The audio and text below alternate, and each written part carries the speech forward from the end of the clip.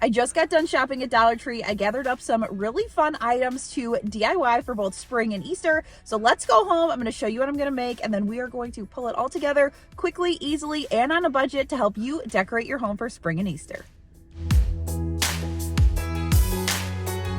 If you've been around a while, you've probably realized it's been a little bit since I have done just a Dollar Tree DIY video.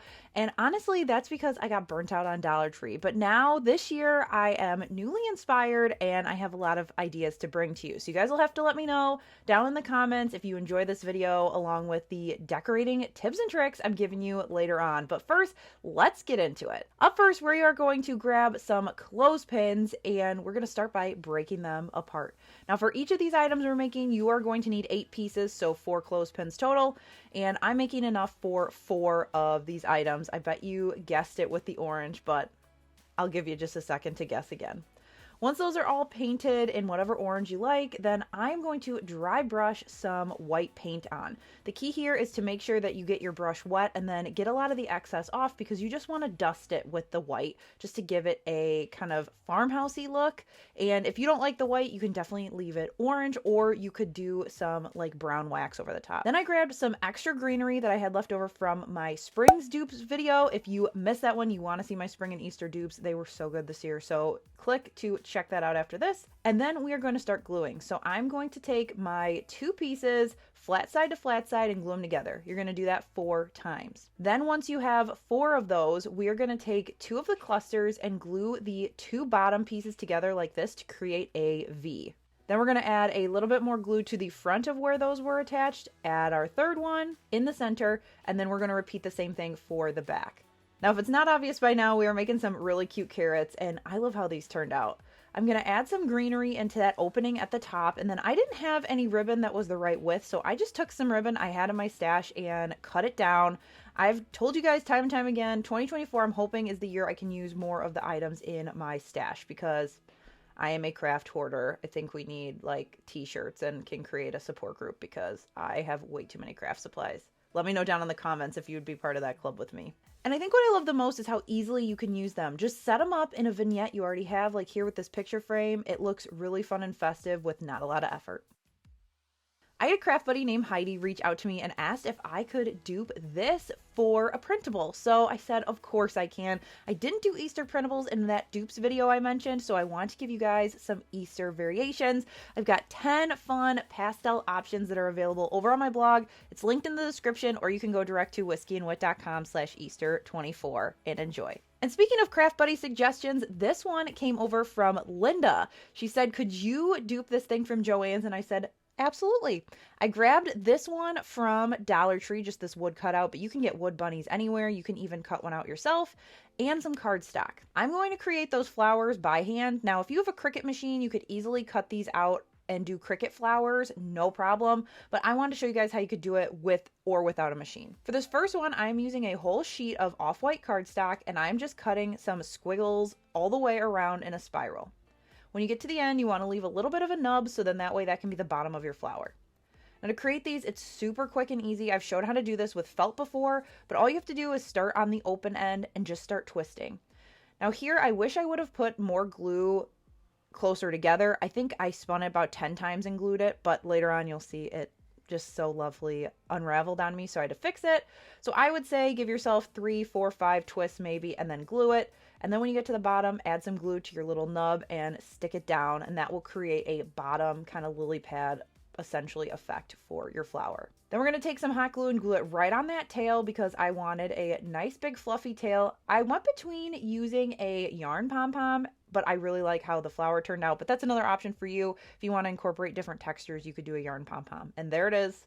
There's the pop, so I had to fix it. So learn from my mistake and glue closer together. Then I grabbed some more of the pastel colors, and this isn't an exact dupe for that Joann's one. That one had brighter colors, like more yellows and things, but my Easter decor this year is more pastel, so I decided to go with the pastel, and I lucked out because I already had this cardstock on hand. It's just cardstock from Michael's, but you could also grab it from places like Dollar Tree if you wanted to do like construction paper. You can easily find it there. Then I just got to work making flowers. The bigger your initial circle shape, the bigger your flower is going to be. And I made sure to go around the outside with my flowers first, so then that way I had the outline of the bunny. I didn't want to get to the edges and have it look more of like a blob, especially because with what we're going for, if it doesn't look like a bunny, it will look like a blob.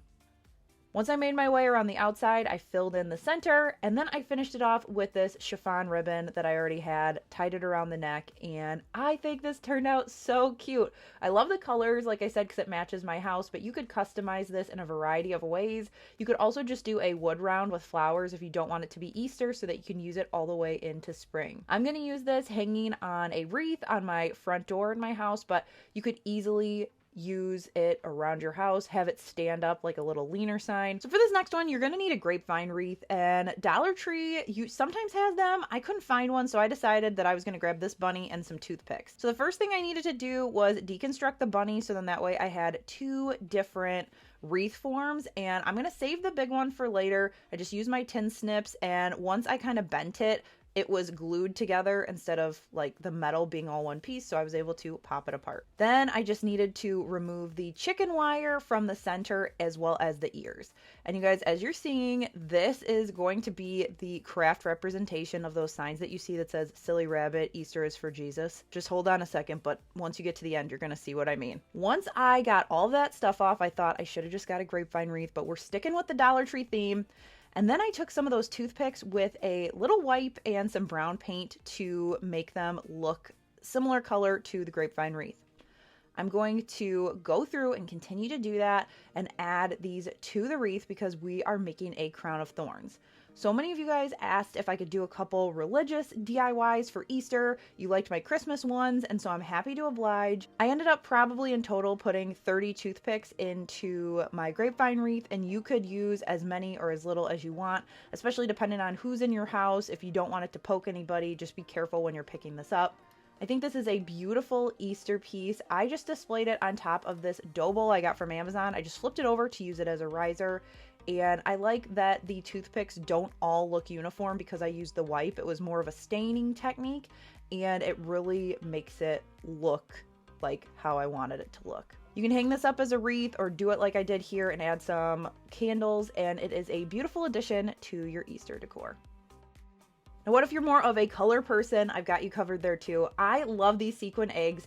I grabbed them because I loved them, not because I knew what I was going to do with them. And then I thought these would make such a great garland. So I pulled off the ends because they're Dollar Tree. They're not stuck in there that well. And I used a dowel needle, DOLL, that I got from Amazon. I will link it down below. It's basically a longer needle, so it allows you to push through the styrofoam that's on the inside of these eggs. And I just used spacer wood beads to get a more textured look. If any of your sequins pop off, I just took a little bit of hot glue and restuck it back on, but it was super quick and easy to do. Then on my last bead, I looped it back around with my needle and then tied a double knot at the end, so then that way it will hold tight and not unravel. You could easily add a tassel to the end, but I wanted to leave it as is just because I didn't want any extra bulk at the end of my piece. Once you're done there, you're good to go, and you can use it in a variety of different ways. I think that it is pretty on its own. You can use it as a garland, or you can do what I did and either just display it across a buffet or a table, a little console that you have, or you can put it in a container like I did with this vase, or you could put it in an Easter basket so it kind of looks like it is coming out and the basket is just full of Easter magic. Until recently, I have only ever seen these at my Dollar Tree in black, so when I saw the gold, I thought the champagne was so pretty. I grabbed some gold eggs, some larger size, as well as some floral moss, and this cute little flocked bunny from the plus section.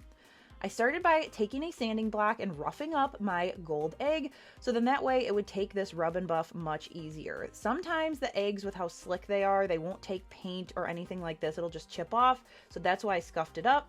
I covered it, and then I used a tissue just to wipe off any residue, and it will dry completely to the touch, so give it some time to dry. Then adding hot glue to the top of my little candlestick, I then stuck the egg down and then used more hot glue and a finger protector because I burnt myself, so I had to go get the finger protector to add some of this moss. Now, this is Spanish moss I had in my stash because, like I mentioned, we're trying to use up the stash this year, but this looks very similar to what you can get at Dollar Tree. I think this is from Walmart, actually. I just bought it for a project before and didn't use all of it, and so we are trying to use it up so that I can get some more storage space back in my craft room. I thought the eggs were so cute, but I also thought adding some greenery with the bunny would be great too, so I glued the bunny right onto the taller one, and then I added this blue gingham check because my dining room is Peter Rabbit themed this year, and so I thought the blue would tie into that theme, especially the gingham print. To tie them all together, I added some of that ribbon, which is from Dollar Tree as well, onto the bottom, and voila! I think these are so fun. I love the different heights. They would be beautiful for a centerpiece for Easter, but I have them on my buffet next to my table in my dining room. Speaking of my dining room, so many of you said you wanted to see my Peter Rabbit setup, so come along, let me show you how I did it. In my recent spring and Easter haul video, I shared a bunch of finds for my Peter Rabbit setup for Easter, and so many of you asked if I could share it. So let's get started. I'm going to start with a base of a fabric tablecloth. This came from Walmart. Walmart fabric tablecloths for all seasons I really like because you can get them in the big sizes, especially for my large farmhouse table here, which I built over the holidays. So if you want to see that video, I will link it up above as well as down below if you want to check that out. But I really like Walmart's fabric ones because they are great quality. You can get the large size, and they usually have really pretty patterns. I'm following that up with this Dollar Tree runner that looks like grass slash turf. I made this out of scrap wood from the table. It's just a riser. The grass runner over the top because I want the items to sit up higher than my table. Great, so it's big enough that it covers the sides. I'm gonna get this centered, and now I'm gonna start decorating. I knew I had to start with my cute little Peter Rabbit guy I got from Hobby Lobby. They had a large and a small version, and I grabbed the large version with his little basket. I thought he was so cute.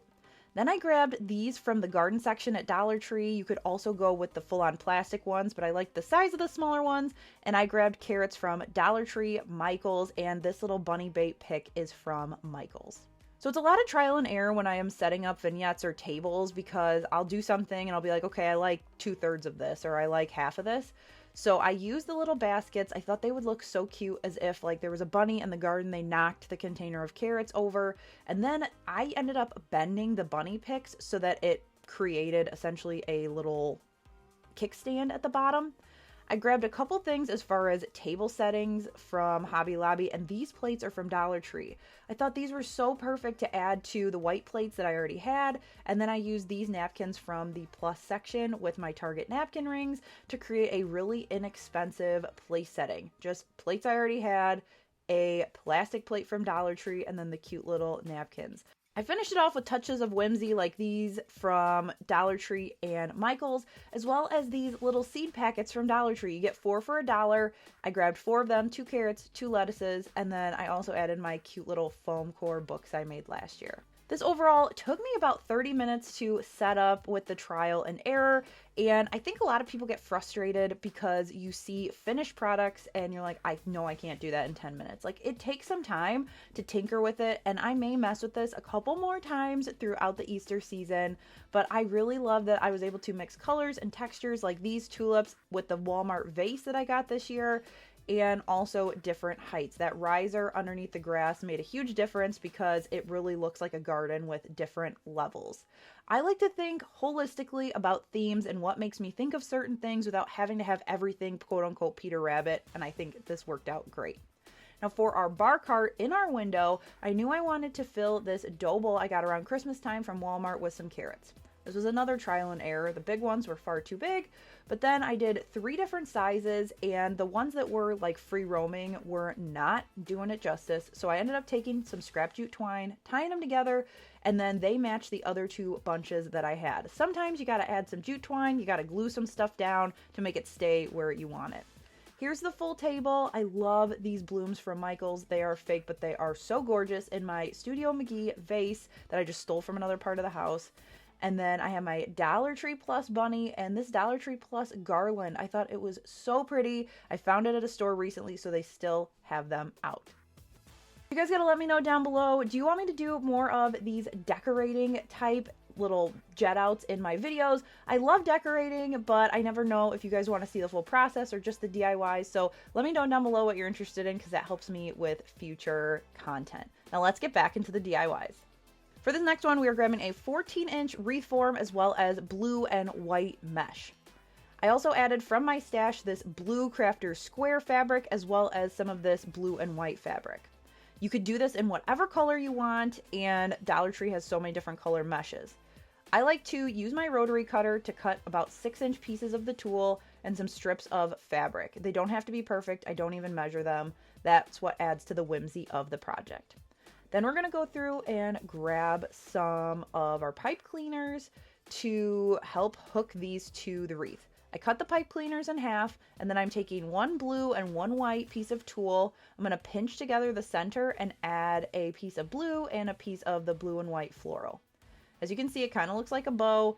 I'm going to bread tie twist around the center, and I'm going to do that a bunch of times until I have as many pieces as I need for the wreath. Once you have them all kind of buddied up, then I like to hook them onto the top 2 rungs and then the bottom 2 rungs instead of going all the way around the outside and then the inside, just because they're all over the place. It just helps with coverage and you don't have to make as many bundles. I'm also using a pipe cleaner to hook this bunny head, also from Dollar Tree in the plus section, but there was something missing. Much better. I trimmed the little bow tie because it was way down here, way too long. And then I also pushed the head to set it in the center of the wreath, bent the ears a little bit more to make it look like he was kind of popping out Looney Tunes style, but in the cutest way, and it worked so much better. Also, because I inset the head, it is fitting in between my storm door and my actual door, so that's nice because it doesn't, smush it or make it so my door won't shut. It's hard with the glare, but as you can see, with the head set in, it fits a lot better. He is so cute, and he's staying up now because Easter is a month away. Can you believe it? Here is another variation of the wreath. We are going to grab clothespins, and we're also going to use a pre-made wreath from Dollar Tree. You can use one you already have or one from another store as well. This one was just $5 and pretty. I had a bunch of clothespins left over from those carrots when I got a full pack, so I thought that it would make a beautiful cross for another religious-inspired DIY. I did a lot of Tetris to figure out where everything needed to sit, and this is what I came up with. So here you can screenshot and see 3, 3, 3, and then kind of a staggered down the bottom of the cross. I used hot glue to hook the 3 pieces together, so I've got 3 chunks of 3 for the top of the cross and then the 2 side pieces. And then I braced the center with 1 piece just because when I had 3 pieces across, it was just the math wasn't mathing and the shape did not look correct. I just went through and used hot glue to make sure everything was stuck together, used it just as some joinery. The nice thing is I am going to stain this with a faux technique, so I didn't have to worry about getting hot glue everywhere. I'm just going to cover it with paint. Then originally I was going to have the bottom flush, but it didn't work out as well as I thought, so I ended up having 2 pieces bumped down a little bit, which actually was no big deal because this is going to help me attach it to my wreath. Now you can go with the unfinished wood look if you want, but I wanted that like old rustic wood look. And so I did the same technique I did on the toothpicks for the crown of thorns. I just used a wipe and wiped on some brown espresso paint. Then I used a paintbrush to get into the grooves of the cross of those little clothespins just because I couldn't get in there with my finger. Once that was dry, my last step was to add this Easter piece of fabric that you typically see. I don't exactly know what the term is, so let me know down below if you know what this is called. I'm like blanking. So we are going to take some hot glue. We're going to add our cross to the back of the wreath just so it kind of pops out, and that is why it's helpful to have those 2 little pieces at the bottom, because you can add more of it to the wreath form, so then that way it is stabilized. I also took 2 more pieces of clothespins, because you're not going to see these, to stabilize the cross so it would stay upright, straight in the center while the wreath was hanging. My last step was to add a little drop of hot glue to the center so the piece of felt would swag correctly. And once I did that, my wreath was ready to go. I think this turned out so pretty. I love the purple for the Lenten season. It is very springy, very fresh. This would be beautiful for your door for the whole season, or if you want it out for Easter brunch. A ton of different options, but I hope those of you that asked for the religious DIYs love the two that I did today. That's gonna do it for this round of DIYs. I hope you enjoyed it. Be sure to head down to the comments and let me know the answers to all the different questions I asked today, like, are you a craft hoarder? What's your favorite project? And do you like me showing how to decorate in my videos so that I know what I should continue to do? If you're new and want to be a craft buddy, be sure to hit subscribe down below so you can craft along with us. And I've also added some videos that I know you will love to the screen. Thanks for watching, and I'll catch you in the next one. Bye!